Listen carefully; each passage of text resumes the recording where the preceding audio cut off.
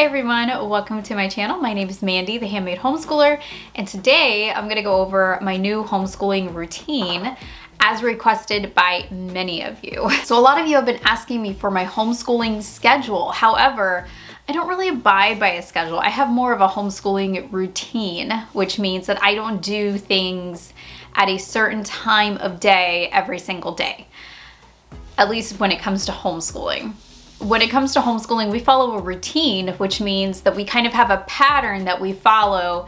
We just don't have a timestamp for each of those. So we may go with the same subjects in the same order every single day, but the start time and end time of those may be different every single day. Before I get into the video, make sure that you hit the like and the subscribe button if you haven't yet, and make sure that you check out our homeschooling group down below in the description box. And I also have links to free curriculum from IEW if you need some language arts help. So we usually have some kind of routine every single year. This year, however, because my kids are getting older, it is much more of a loose routine than in previous years. I think when the kids are young, and this is just from my experience teaching in a classroom and teaching my own kids with, homeschooling for the last 7-8 years, the younger they are, I think the more important a routine or a schedule is. However, when they get older, they start looking for more independence, and I think that's just fine. I think that if they want to do a certain subject before another one, that there's no harm in it. So I allow my kids, because I have one in high school and one in middle school, I allow them to kind of pick what they want to do when they do it. The only thing that I really have to keep track of is the computer, because we have one laptop that is designated the school laptop, and we can't obviously have both of them on it at the same time trying to do the same class. So really that is the only hang up that I have, is I have to make sure that our computer is free for both of them. So I'll kind of give you the loose version here of what we've been doing over the last 3.5 weeks. We're gonna be hitting week 4 very soon. And I know that you guys probably came on here hoping that I would have just like this big list of this is what our day looks like. But really, that's not reality, and I don't want to give that to you and lie to you and make it look like I'm doing this beautiful routine schedule thing when we're not, because that's not reality. And I'm not going to sit here and pretend on YouTube like it is, because it's not. And I know many of you do the same exact thing that I do, and I don't want you to feel like you're doing something wrong because you don't have this Pinterest-worthy, beautiful schedule out, because it's not reality. So let's stay grounded in reality, and I'll give you kind of the gist of what we're doing, and then you can kind of take these ideas and mold them to your own if you need to. So I don't like doing hard subjects back to back to back to back to back, because it burns out your kid really easy. And I have found it burns out my kid. So unless your child wants to do all the hard subjects in the morning and just get them over with, try breaking them up. If they want to do them that way, let them do it that way. However, my kid is not like that. My kid wants to break things up to let his brain kind of breathe for a little bit and get something that he likes in between, rather than, just hardcore get it all over with in one shot or one swing in the morning. So let's look at my 6th grader schedule first. My 6th grader, he's on par with his brother in 10th grade for Bible and for usually spelling and fix-it grammar. We do those 3 things first every single morning. So usually it's Bible, fix-it grammar, and then spelling. That usually takes maybe a half hour, 45 minutes tops. Once we hit that, then we move on to other subjects. And the main thing that we have to keep in check is the computer. We have one laptop that is the school computer, and they have to share it. So they have to alternate who is on the computer when, so they are not fighting over, when they have to be on. So they both do teaching textbooks on the computer. And usually my youngest will go first, because his is, he gets through his faster. So I don't have to worry about him taking very long on it, and he can just get his over with and go. So usually what he'll do is he will do his teaching textbooks, which will maybe take him 20-30 minutes. And then if it is a Monday or a Tuesday, he has an IEW video to watch for structure and style.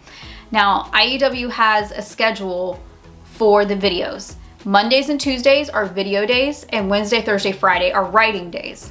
So it's really easy to keep track of this. However, it's like that for all of structure and style. So if you're going, if you have multiple kids like I do who are in different levels like my kids, you're going to have to figure out kind of like an alternate schedule of when they're going to be using the device, unless you have multiple devices. I don't have multiple devices unless, you know, they use my work computer, but I try to not have them on my work computer.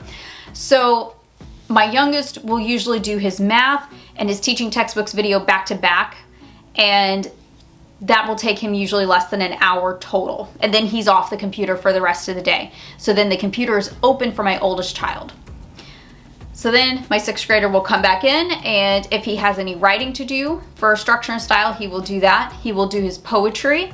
And then he'll finish up language arts. So he will do anything for spelling, vocabulary, reading his book or his reader, and finish language arts. After he's finished with language arts, he will move into history or science depending on his mood.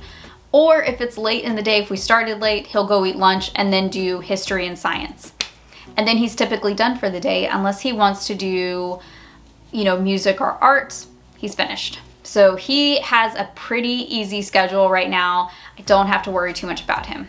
Now my oldest child, let's take a look at what he's doing. It's really hard to give a schedule or a routine for my oldest because every day is different with him, because not all of his classes are every day. So every single day is a little bit different for him, and that's okay. I don't want to give like a rigid schedule for him. I have in my planner over here, a lot of you ask me why I have a planner. This is why. I write down everything in here that he's doing for each of his classes, so I have an overview, because not all of his classes are every single day. Some of them, like government, are 2 or 3 days a week. And that means that every day can look somewhat different depending on the day that it is, or if he has a test, or if he needs to study. You know, it's just, every day is just so different right now. Just so you guys can kind of see what I'm talking about here, I have the days of the week. This is my high schooler schedule, so Monday through Friday. All of these lines right here is when he doesn't have a specific class. So like Monday through Thursday, he's got Fix It Grammar, but not on Friday. And then he's got structure and style Monday through Friday. And then he's got Christian literature, usually just Mondays and Wednesdays. And then he's got spelling all the way through, reading every day but Friday. So you can kind of see like it's a lot different than, you know, just a straight Monday through Friday schedule for everything. But, you know, this is just an easy way for me to kind of keep track of how my high schooler's schedule is going through. And I use the Mardell Simple Plan planner for this too. So in the morning, after he's done and getting ready for school, he usually does the same thing that my youngest does. It's usually Bible, Fix It Grammar, and then the rest of language arts. So that includes spelling, structure and style, which Monday and Tuesday means a video, Wednesday, Thursday, Friday, that means writing. And then he starts into his other subjects. Usually he'll go into his American history class and his government class, and then he will jump into his harder subjects. Usually my youngest is off the computer by this time, so then he'll go and start geometry. We usually always do teaching textbooks geometry before lunch, and we try to get it done pretty early in the morning because it is a more difficult subject, and I think doing math in the morning is probably better when they're in a better mood. So geometry is one of those classes that is a bit more difficult, and it's always a better idea for my kids to do it in the morning. So we do math in the morning. At this point, if it's not lunchtime yet, then he will probably jump into his health class. So he is in Apologia Health as an elective, and he usually does health right before lunch. Then we break for lunch. So now he still has science to do, which means he's got chemistry after lunch. Chemistry is also another one of those harder classes, and he usually uses the computer for that because we have the thumb drive with all the courses on it. and that really was money well spent. If you are thinking about buying a thumb drive for the high school classes, do it. It's so worth it. The experiments and things are on there. I love those, and it gives him a better understanding of the class. Much better than I could do if I was teaching. So we bought the thumb drive so he will read his lesson, and then he'll take his book and his notebook to the table, and he will actually watch the lesson with the instructor and go through that as well. If he has an experiment or something, then he'll do that too. He usually ends out the day with his Christian literature, which we kind of read together and we talk about it. We go over the questions, and we have kind of like a discussion about the reading. And then at the end of the day, he usually does his foreign language, which he's taking Japanese right now, which is on the computer. And he does PE, so he does that in the garage, depending on the weather, or outside. He does karate classes, he does weight training and all kinds of things. So he has been very busy with that in the afternoons. And even though it's school, it's his passion. His passion is karate and things. So, you know, that's more of a fun thing for him. So he does like to keep that at the end of the day, and then he, you know, will break and take a shower, and then he's done with his day usually, unless he's got some kind of studying to do. Now, if he has some kind of test or studying to do, then he usually does that after dinner through bedtime. And, you know, we always help him with that if he needs help and things like that. You know, we go over any tests or any studying that he needs to do, that type of thing. So as you can kind of see, it is a really loose schedule. I am not a hardcore, this is what we have to do every single day type of person as they have gotten older. When they were younger, I feel like that was so much easier, and that was so much better too, because kids a lot of times need the routine and the schedule.